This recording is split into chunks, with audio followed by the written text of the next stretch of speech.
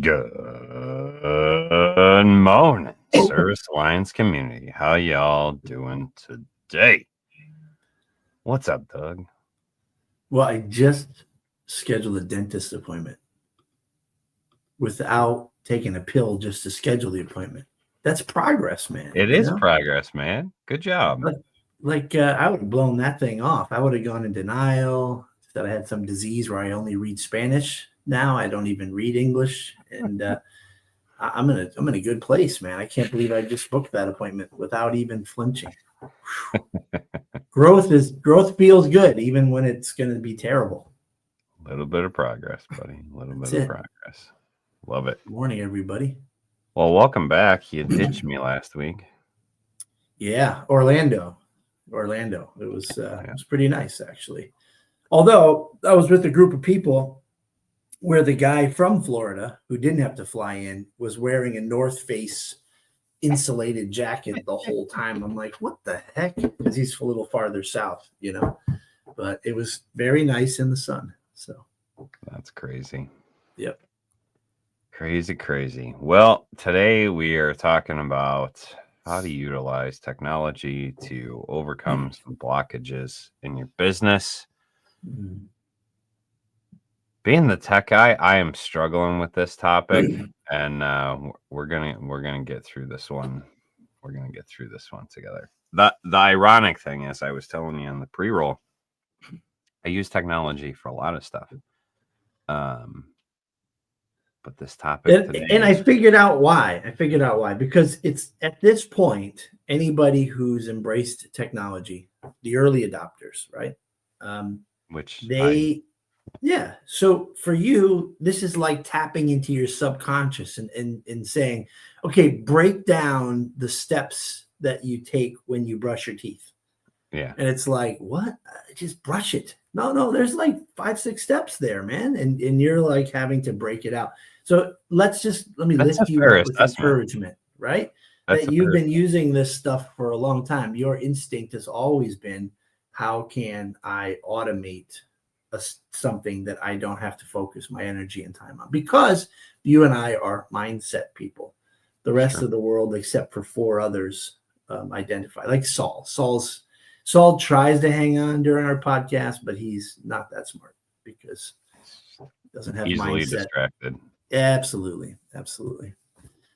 It's good to talk about him before he comes on. So there you go. My iPad's my Bible at work. Yeah, you gotta utilize technology. So we're gonna talk about how you can use it to overcome some of these blockages. And I will try and tap into my subconscious and talk about some of the things that I utilize to overcome some of the things that have just kind of become second nature to me. So and I'm not as cool as you, so I've been applying them and purchasing them and utilizing them for a little bit myself. But I think we could probably think of an area or a task in our business, and if we were to ask each other, what do you use, what do you do, you'll see something will come to mind, so we can maybe power through it that way. But let me open us up in prayer.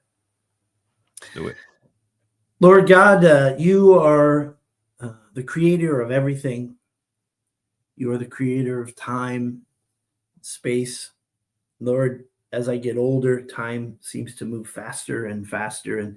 And now we are close to ending another year, 2024. And Lord God, the most important thing is that each and every day, moment by moment, we recognize all the things that you do for us and provide for us. That everything that you give us is good, that everything that you provide for us is all that we need. And you put us in charge of our free will to choose you, to choose your path. Yet you've given each one of us special gifts and talents in the way that we can be a light to the world. And so, Lord, I just lift up all of those who call you by name. And help us stay humble and grateful for everything that you've given us. Help us be a reflection of your great love for your people. And for those who don't know you in an intimate way, Lord, that do not have not put their faith in you, I lift them up to you, Lord, and ask you to nudge their shoulder, to whisper a word that causes them to ponder and question how life has begun and why you've created us and what our purpose is for. And God, we thank you for all of this. In Jesus' name, amen. Amen. So I guess the first thing I want to start with to tap into my knowledge bank is it is very easy to go down a rabbit hole and end up with too much crap and actually create more blockages in your business than what they're solving, right? Mm-hmm. So whenever you're starting to implement technology or adjusting technology in your business, do an assessment, do a breakdown, like a true evaluation of what the blockages are and what that software is supposed to solve, or that technology is supposed to solve, right? So I'll start with, like my health apps, right? I have free ones, I have paid ones, I have a whole technology stack. Eric out there can testify to this. I recommend stuff all the time. See what works, see what you're trying to do. And you can end up with a bunch of paid subscriptions that you don't need anything for. So just like really diagnose, what do I need to work on right now? What is the biggest problem in the business that I'm trying to solve? For some people, it's going to be scheduling. For others, it's going to be getting the reviews into the business. For others, it's going to be getting the phone answered in an appropriate amount of time. For others, you may not even have a good website yet, right? So everyone's at different levels of where they are in technology. So take that honest assessment and figure out what goal you want to work on at this moment, and then begin to work through what piece of technology is going to solve that. And it can be overwhelming. I mean, when I went through the CRMs, the scheduling, the customer retention, all that stuff, I think we went through 5 companies before we ended up on House Call Pro. And that was back in starting in 2014, 2015, 2016. We went through all that, just trying to find the best solution, because we were on paper and doing paper tickets, right? And it was it added 3 hours to every day. House Call Pro is a great example of the fact that once you guys implemented that, I guarantee there were several areas of your business that needed help and automation.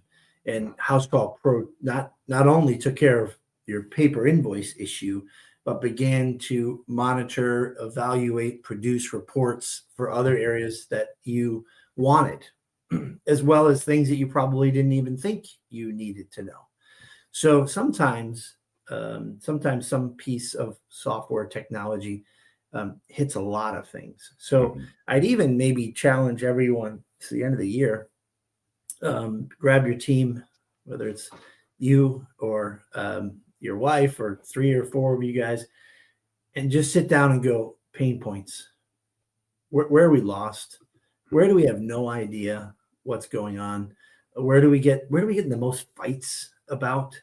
What are the things that customers complain the most about us, in the way we do things, and make a long list. And then, like you said, House Call Pro could probably tackle 3 to 5 of those areas once you've implemented it. And we've been guilty of purchasing some technology, a software program with a singular focus.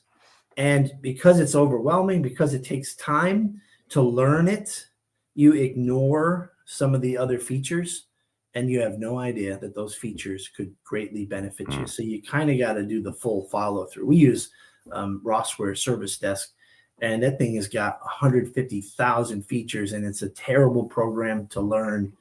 But once you implement it, it's a game changer. So you can't just kind of do this halfway. You got to maximize your opportunity. And the last thing I'll say on that is that you'll find that you might get another software program or technology for something different that has crossover features where, now you have two that do the same thing.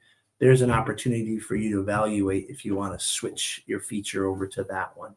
So I think making a list, that's the start, Zach. Making a list of your troubled points in your business that make you sometimes want to go work for someone else. When, what's that list look like? And technology can actually end up becoming a roadblock if your technology is causing you to take more time in the day than saving time. Then it's time to reassess and maybe make a switch. Sure. Right. Some people switch CRMs. Absolutely. Yeah. And so there's a lot of truth to this. So service work has a pile of stuff that we still haven't implemented. Now, there's two typical reasons for that. One, you just haven't had the time to implement it and you're just kind of like shoving it in the corner and not paying attention to it. Or two, you got software that does way more than you're ready for.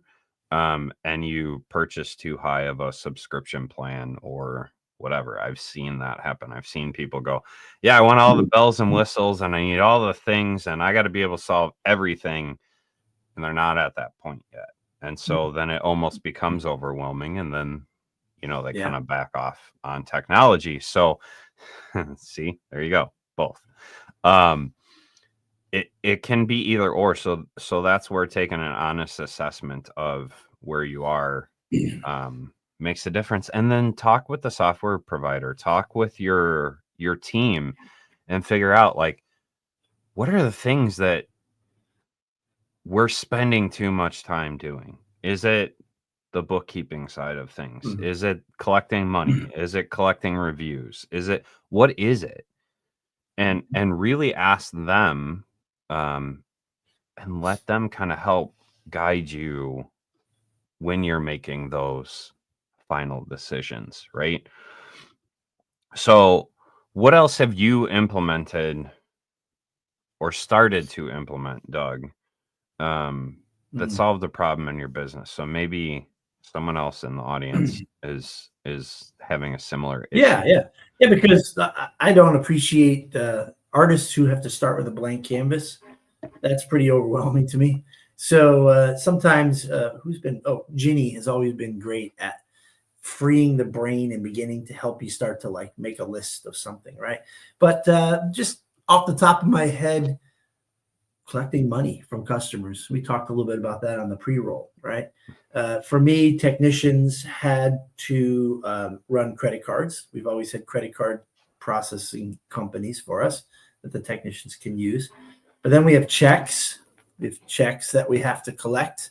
And that means the technicians have to go to the bank once a week. They love that, right? And then they would be a little unorganized with it because they had to keep track of it on a tally sheet that would have to be sent to the office so that we can reconcile. And guess what? They didn't do that well. And, all along came a particular company. Is it all right to mention names of companies? Yeah. So iWallet has been a game changer for Action Appliance. 18 technicians. They're in the home. If the customer gives them a check, the check is cashed right there in the house. I know that banks do that too. It's particularly challenging when you have a lot of employees. But if you're a small company and you're okay with putting a couple employees on the ledger as a user where they can't do anything, but they might be able to see your balances. But check with your bank first, because I got myself in trouble doing that. By the way, they were listed as users, and as such, they were able to withdraw money from the account when they shouldn't have been able to. Long after banks have settings that that's right. So no, so Bank of America does not allow users to withdraw, but they could see balances, so you just have to weigh that all out. But what a game changer for us to have technicians no longer have to go to the bank. And your money goes into the bank faster. It goes in the next day. You don't have to do these big batch deposits. The office doesn't have to record all these checks and go and deposit all that money all in one shot. And then iWallet also does, like many processing companies, reputation management. So, they're going to send a text to your customer and say, how was it? And go leave a review. So for us, our reviews have grown exponentially from using that. So that was an app, that a software program that solved 2 to 3 issues, 4 issues for us as a company, streamlined so much. So that's years ago. That was like, techs hated the bank deposits. The office hated nagging the technicians, and thousands of dollars are sitting in a tech truck. That was a huge bottleneck that you don't really think about till you sit down and go, what are these pain points? And then you might make a list of 30 things. You might be able to group them into one area. Another one would be hiring. Who loves to run ads, interview, and schedule appointments, right? And then find out that they're not even qualified, right? So there are some great software programs out there that will do that all for you. That when you click a button, they'll go through a process of doing some evaluation testing, whether it's technical or soft skills or personality testing. You can just hit go, and it will do all those things for you and then give you a qualified candidate. That can save you hours and hours and hours of time. And you know what? One thing I noticed for me is when it's overwhelming because there's so many tasks that I have to get done, I tend to put my head in the sand a little bit and put off what needs to get done. But now at this point, a qualified candidate, what's the next step, Zach? Once they've been vetted and they've scored high enough on the evaluation test, the next thing is to meet them and make the decision. That's it.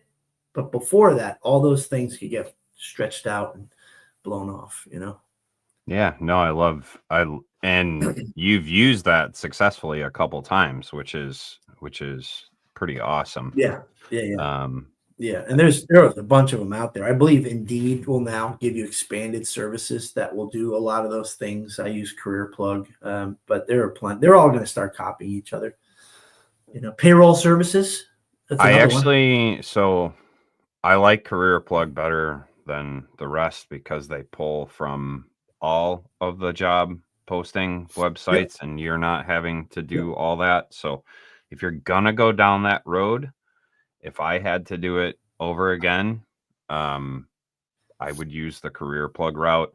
They're actually, I met them at a flooring convention of all things. They were at the roofing convention last year. So they are a very all-around company. They do pull from a lot of different sources. They'll be on Monster, Indeed. Yeah.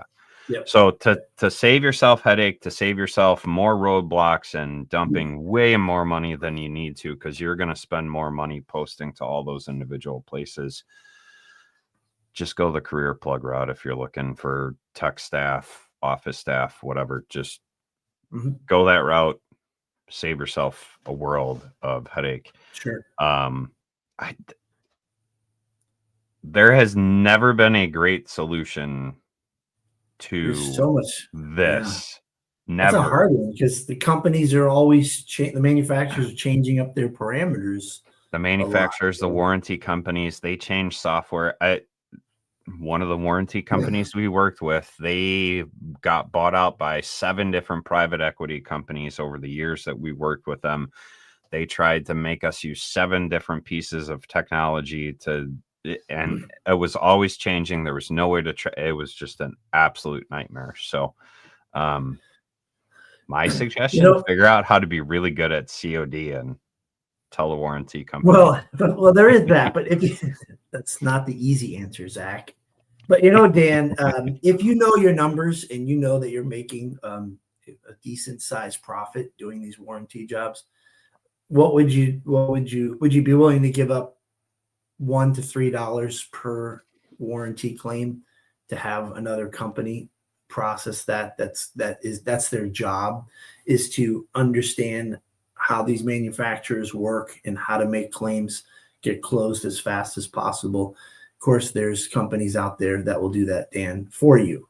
And I would, if I was in warranty, I would totally sub that out for sure, because I don't want to become an expert in how to get my money back from Frigidaire or Samsung. Or I would rather just have somebody that is their expertise and give them a cut off the top. Now, if you're barely making money doing warranty, then you need to take Zach's approach and just ditch it as fast as you can. Not altogether right away, but as fast as you can.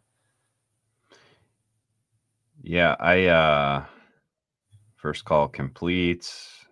I'm not sure on callbacks. I'm not sure what DTC is, but understanding, is there a way either through your CRM or through some other method of tracking your tech stats?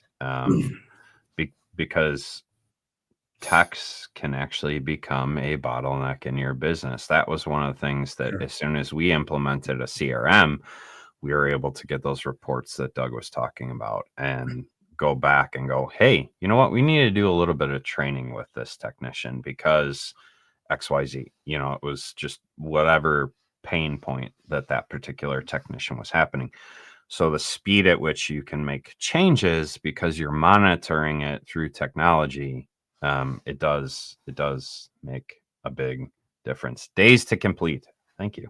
Sure. Thank you. There's two ways to look at your dollar in the company. There's the revenue, right? Like we just talked about, efficiency and profitability. But then there's the expense side.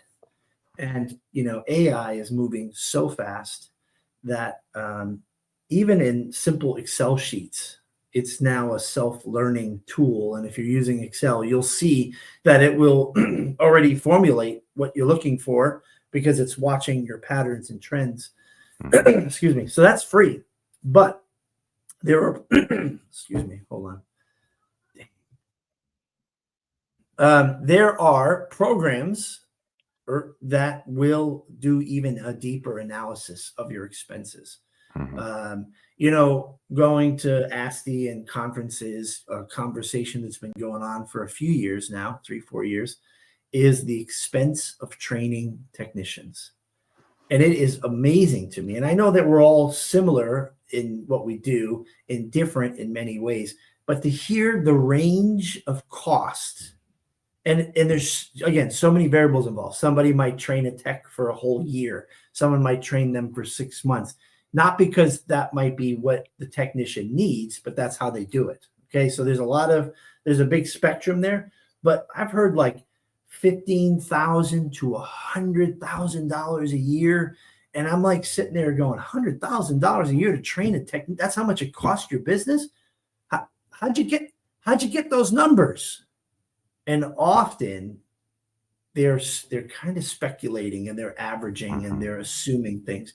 There are some great programs out there that can take your QuickBooks and do an analysis for you and help you see where your efficiency has changed, as well as, hey, I've got an idea. What if I hired 2 technicians next week?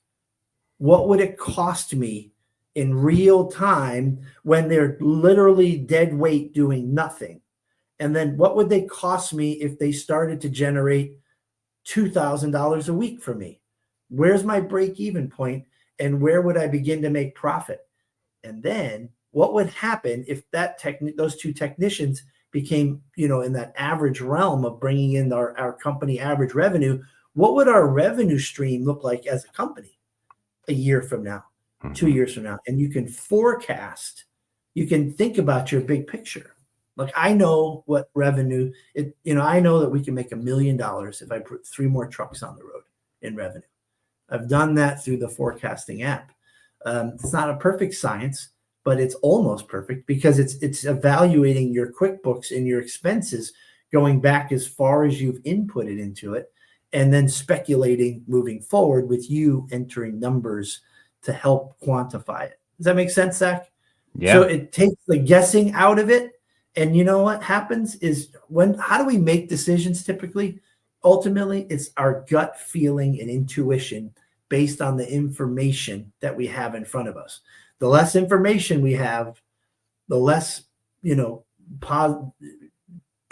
accuracy we might do, and there are some gurus out there that have been around 150 years and their intuition is spot on and they don't need to know.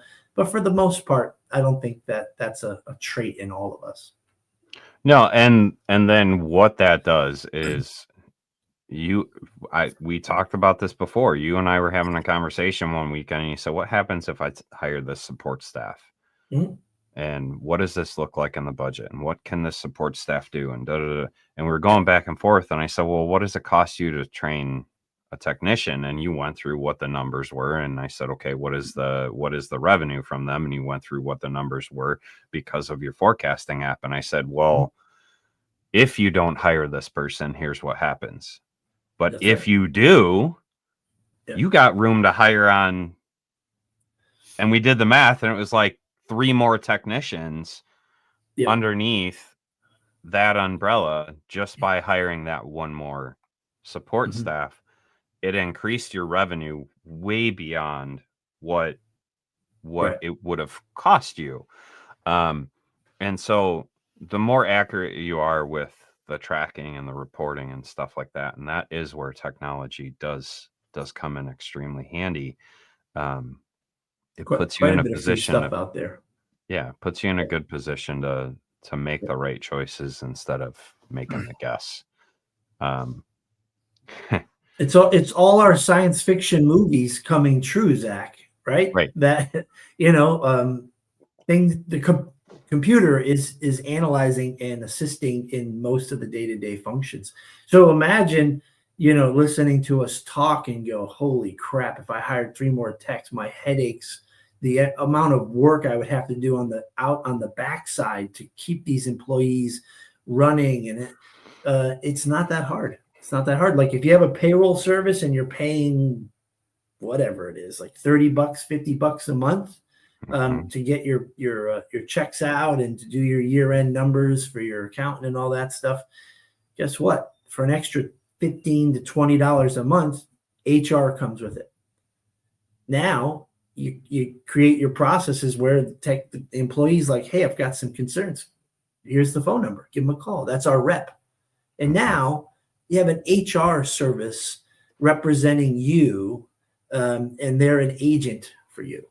And you don't have to, you don't have to deal with the easy stuff.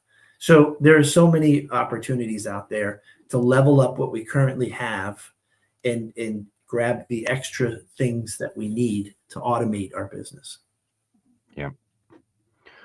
What are some of the other pain points as we're wrapping up that maybe you're looking ahead to trying to solve, or you've kind of held off on so far because you're not quite ready to implement? Have you hit any of those points yet, or no?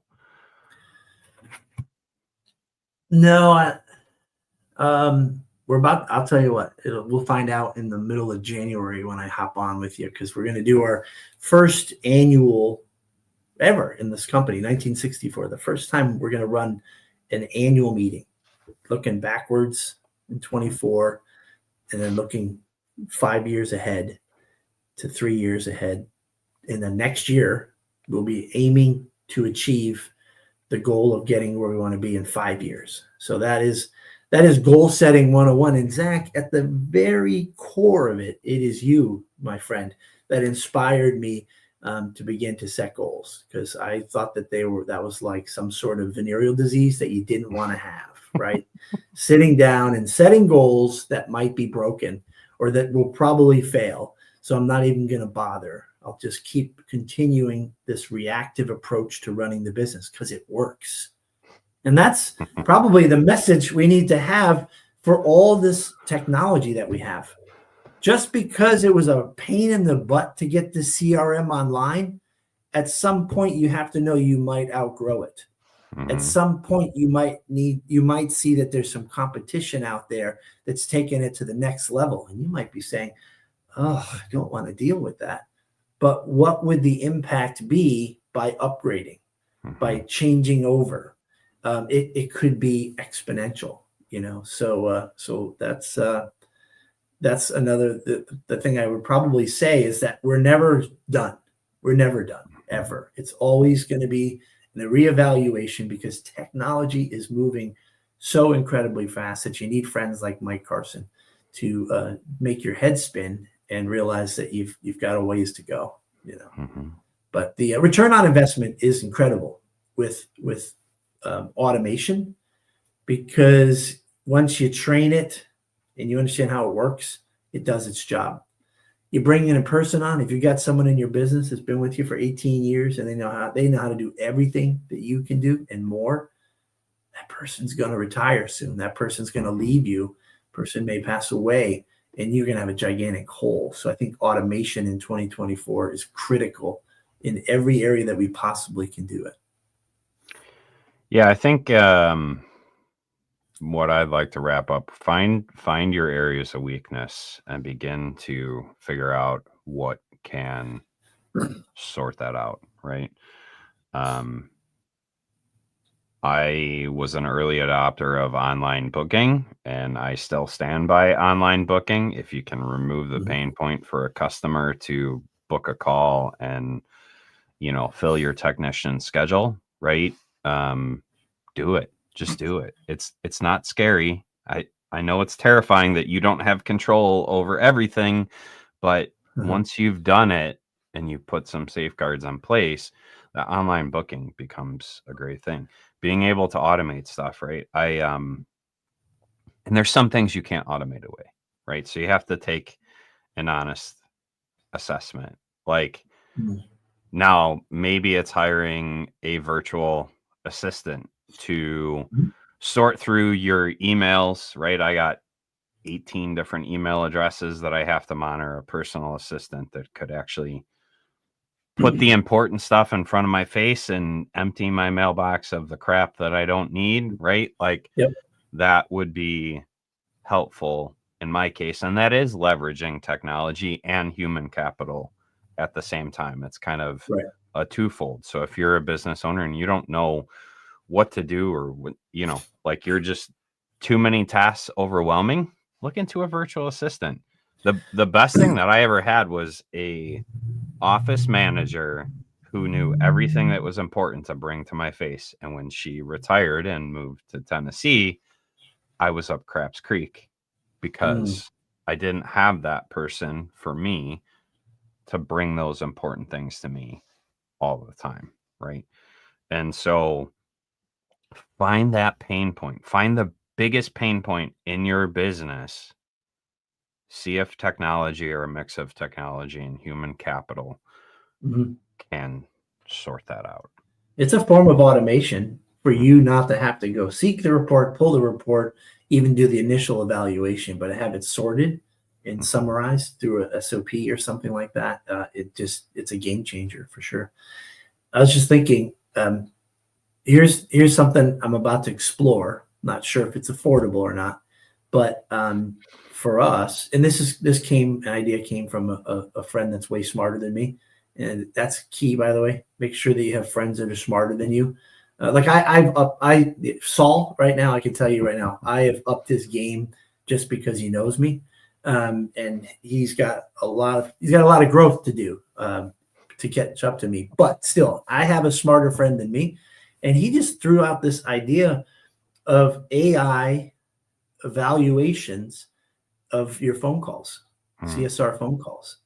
And check this out, technicians with some sort of recording device on the technician so that AI can record it all, evaluate it, and present points of improvement or challenge that could be worked on. Obviously, I wouldn't, embed it in their neck. And the greatest thing is to have a technician that would say, I would love to, participate in that because I want to know what I can do better and do differently in the customer's home. But that's just really exciting. So I'm checking that out. I've got some demos set up for pricing and see what the features are. And then I had a dream 2 nights ago that was based off of that, right? Once chat allowed you, ChatGPT, to upload a document and then say, evaluate this document and create something based off of this information. Wouldn't it be cool if we could take our mission, vision, any critical documentation of our company and put it into AI and say, even process and procedures. Wouldn't it be cool if you could just upload it all to this AI program and say, evaluate the technician in the customer's home and report back efficiencies and deficiencies? That'd be pretty neat, right? That, is whatever the cool cultural thing that you want, the connection point, the mindset, the relational, the process, the procedures. Oh, he didn't ask for a signature, all that stuff to be documented. And then you can sort through it and figure out where your greatest return on investment would be. So if anyone wants to help make that company come true, seek me out. I hope you have a lot of money and you're smarter than me, because that's what I need. But I can really talk the game up once we get it developed. So check your local and state laws for recording consent. Please, no, for the Zach, love of don't God, do it. do Stop that. it. Stop. Mute. Where's the mute button? Please. It's a great idea. I love all it. That stuff I said, that was what was in your head the whole time? You were just worried about the state and federal laws? Unfortunately, I live in Illinois. I have to. We are a two-party consent, so you could not walk into a customer's home with a recording device unless they were well aware, well ahead of time that was happening. It is a great idea. If I could do that all day long, I would record myself all day long and learn, how to improve myself, right? So if I opened a branch in Illinois, I guess what I would have to do is present a script to the tech to offer, or maybe even on the line time at the booking. Hey, we would be willing to take $25 off the repair or the service fee if you were willing and allow us to come in to, do this about, help evaluate our technicians' performance and, all the things that you'd have to tell them. I didn't say there wasn't ways around it. I just said, no, it's not a way make around sure it. you make sure you. How do you make it happen? How do you make it happen? Right. 100%. 100%. Absolutely. Next mastermind, December 21st, coming up. Smart budgeting. I'm going to be presenting a tool that will allow you to kind of begin to plan your budget, because I know most of the small businesses out there have no clue. They're reactive. They're just floating through and paying the bills as they come. Let's begin to budget. Let's begin to be intentional heading into the new year and making it happen. So if you are not an All Access member, go join servicealliancegroup.com, become an All Access member, and we do these masterminds every single month. Doug, great conversation today. Really hope it helped. It was fun. Some of those out there in the audience, and thanks for dragging me through this topic, buddy. It's a lot of fun. Thanks, Mike Carson, for making these terrible topics. Have a great week, guys. Have a good week, guys. We'll see you next time.